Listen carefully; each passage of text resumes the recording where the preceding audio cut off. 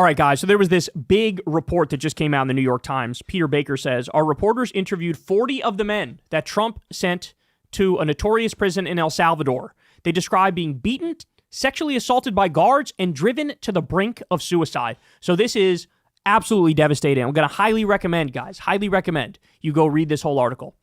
Quote, you are all terrorists, the 4 months in a Salvadoran prison. So, of course, what they're talking about here is CCOT.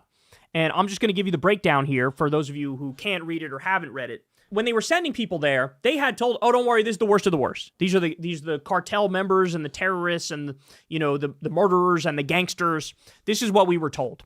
Well, as we knew for a while now, that's just flat out not true. In fact, only 13% of the people who were sent had any criminal record at all. So they report in this piece systematic torture as an institutional policy. Former prisoners described routine abuses, including beatings, rubber bullet shootings, tear gassing until unconsciousness, waterboarding, and prolonged isolation in the island cell where they were trampled and forced to kneel for hours. Independent forensic experts confirmed these as compelling evidence of torture under UN definitions, deeming it an institutional policy and practice. It gets worse. Ready? There was sexual assault by hooded guards. Detainees reported hooded guards committing sexual violence, such as forcing one man to perform oral sex while groping him with batons.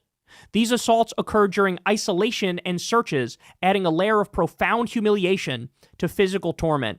There were multiple people who were forced to suck dick.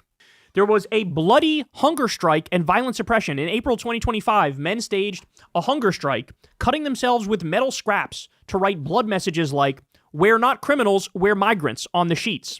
A subsequent May cell search sparked a brief rebellion met with point-blank rubber bullets that injured multiple people in the forehead, hand, and thigh.